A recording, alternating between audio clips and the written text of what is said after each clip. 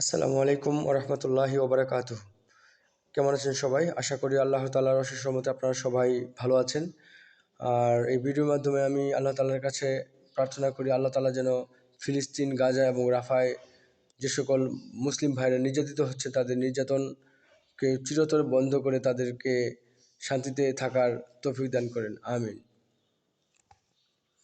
গত দুদিন যাবৎ আমাদের বাংলাদেশের সোশ্যাল মিডিয়া ট্রেন্ডে যে জিনিসটা সবচেয়ে বেশি মানে আমি দেখলাম এগিয়ে আসছে, সেটা হচ্ছে আপনার জমশেদ মজুমদার ভাই, অর্থাৎ ঘরের বাজার BD.com-এর যেই মালিক জমশেদ মজুমদার ভাই, উনি একজন ইসলামিক দায়ী। তো পাশাপাশি হচ্ছে উনি মধুর ব্যবসা করেন, তারপর হচ্ছে খেজুরের ব্যবসা করেন, আমের ব্যবসা করেন, লিচুর ব্যবসা করেন। তো একজন লিচুর ব্যবসায়ী, একজন আমের ব্যবসায়ী বা একজন খেজুর ব্যবসায়ী কেন ইসলামিক দায়ী হবেন এবং কেন ইসলাম নিয়ে কথা বলবেন? এটা নিয়ে আমাদের অনেকের অনেক রকমের কি বলে চুলকানি আছে, অনেকের অনেক রকমের মানসিক সমস্যা আছে, যেটা আমি আমার মতো করে বিশ্লেষণ করছি। যদি আমার এই বিশ্লেষণে কোনো ভুল ত্রুটি থাকে তাহলে আল্লাহর ওয়াস্তে নিজ গুণে ক্ষমা করবেন ইনশাআল্লাহ। দেখেন, একজন মানুষ কি বলে একাধিক গুণের অধিকারী হবে না, একাধিক গুণ তার থাকবে না, এটা ভাবাটা একটু অ্যাবসার্ড আমার কাছে মনে হয়। আল্লাহ তাআলা তাকে গুণ দিয়েছেন, সেই গুণের যথাযথ ব্যবহার উনি করার চেষ্টা করছেন, এটা তার দোষের কোনো কিছু না। জমশেদ মজুমদার ভাই আমার মতে বাংলাদেশের অন্যতম ইসলামিক দায়ী, যিনি পুঁজি করে ইসলামকে পুঁজি করে ব্যবসা করেন, ইসলামকে পুঁজি করে তার দিন অর্থাৎ তার জীবনযাপন করেন না, যে তার সঠিক ব্যবসার মাধ্যমে যেটা আল্লাহ তাআলা নির্দেশ করেছেন সেই ব্যবসা সঠিক এবং হালাল ব্যবসার মাধ্যমে উনি তার জীবিকা নির্বাহ করেন। এটার পিছনে আমরা অনেক সময় দোষ খোঁজার চেষ্টা করি, যদিও আমার আলোচনার বিষয় আজকে তার ব্যবসা প্রতিষ্ঠান বা তার ব্যবসায়িক যে স্ট্র্যাটেজি আছে সেটা না। আমার আজকের আলোচনার বিষয় হচ্ছে আমরা গত 2 দিন যাবৎ এই মানুষটাকে কোনো রকম বিচার ছাড়া, কোনো রকম কি বলে বিশ্লেষণ ছাড়া অকাতরে ধুয়ে দিচ্ছি, তাকে নানান রকমভাবে হিউমিলিয়েট করার চেষ্টা করছি, তাকে হেনস্থা পারিবারিক এবং সামাজিকভাবে তাকে হেনস্থা করার চেষ্টা করছি। অনেকে এমন বাজেভাবে তাকে আমরা অ্যাটাক করার চেষ্টা করছি যেন মনে হচ্ছে উনি ইহুদি, উনি খ্রিস্টান, উনি ভিন্নধর্মী। ভাই, আপনারা যে কথাগুলো বলি, যে কাজগুলো করি, যে সাউন্ড, যে শব্দগুলো আমাদের মুখ থেকে বের হয়, তার প্রত্যেকটা জিনিসের জন্য ওই আল্লাহর কাছে হিসাব দিতে হবে, এটা আপনি মাথায় রাখেন। যে কোনো কমেন্ট করার আগে, যে কোনো বিষয়ে বলার আগে এটুকু মাথায় রাখেন, আপনার প্রত্যেকটা ইঞ্চি ইঞ্চি কথার জন্য, প্রত্যেকটা স্পিচের জন্য ওই উপরওয়ালার কাছে একদিন জবাবদিহি করতে হবেই। সেদিনের কথা মাথায় রেখে তারপর আপনারা কথা বলার চেষ্টা করবেন। এখন আমি আলোচনার মূল বিষয়ে আসি, সেটা হচ্ছে উনি আসলে কি বলেছেন এই ফিলিস্তিনিদের বিষয়ে বা এই জিহাদের যে বিষয়টা, ওটার বিষয়ে কি বলেছেন।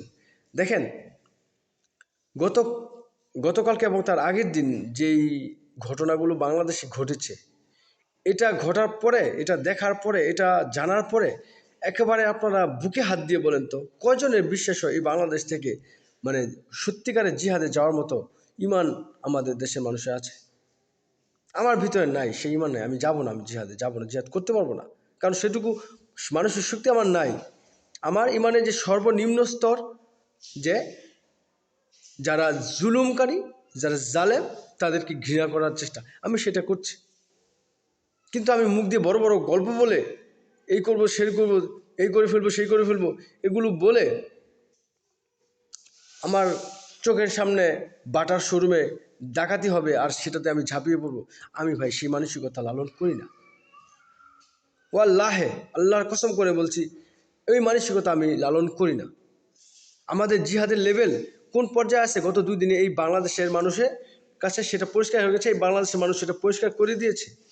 আমি সামগ্রিকভাবে আমি এই জাতিকে দোষারোপ করতে চাই না, কিন্তু জমশেদ মজুমদার ভাই ঠিক এই জিনিসটাই বলেছেন যে আমাদের জিহাদ নিজের সাথে যে ছোট ছোট জিহাদগুলো আছে আমরা সেটাই করতে পারি না, আমরা এত বড় জিহাদে কিভাবে যাব? দেখেন তো ওনার কথায় কি কোনো ভুল আছে কিনা।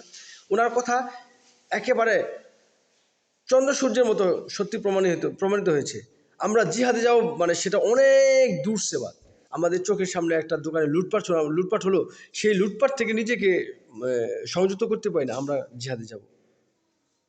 ইউনিলিভারের একটা দোকানে লুটপাট হবে, সেখান থেকে আমরা নিজেদেরকে হেফাজত করতে পারি না, আমরা জিহাদে যাব। জিহাদ এত সস্তা আপনার কাছে মনে হয়? আমার কাছে এটাকে এত সস্তা মনে হয় না ভাই। যদি কারো কাছে খুব বেশি সস্তা মনে হয়, আল্লাহর ওয়াস্তে অনুগ্রহ করে আমাকে একটু দেখাবেন যে কোন জায়গায় জিহাদটাকে এত সস্তা করে দেখা হয়েছে। আমিও চেষ্টা করবো জিহাদ করার জন্য।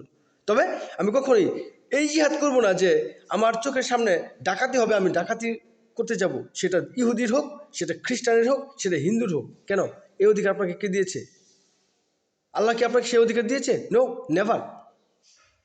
কাজেই ভাই, আপনাদের সবার প্রতি আমি একটা বিশেষ অনুরোধ করি, ফিলিস্তিনের এই ভয়াবহ পরিস্থিতির জন্য আমার ভিতরে রক্তক্ষরণ হয়, আমার ভিতরে অনেক বেশি রক্তক্ষরণ হয়, আমার ভিতরে অনেক খারাপ লাগে। কিন্তু বিশ্বাস করেন, আমি এখন যদি জিহাদের ডাক আসে, আমার মনে হয় না আমি পারবো জিহাদে গিয়ে ওই বুলেটের সামনে আমার এই বুকটাকে পেতে দিতে পারবো না আমি সেটা।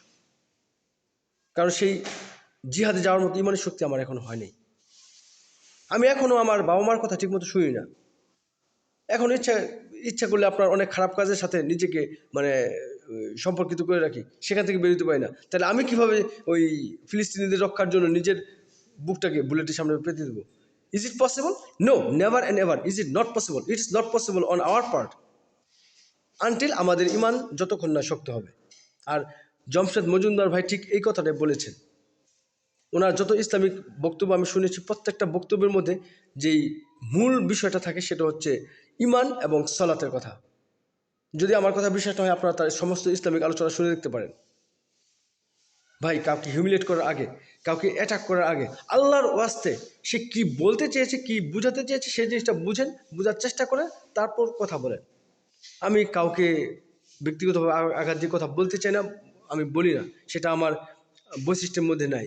তারপরে যদি আমি কাউকে মানে মনের ইচ্ছা বিরুদ্ধে যেয়ে যদি কাউকে মনে কষ্ট দিয়ে থাকি, আল্লাহর ওয়াস্তে আপনারা আমাকে মাফ করে দেবেন, কারণ আমি মানুষ, আমি ভুলের ঊর্ধ্বে নই।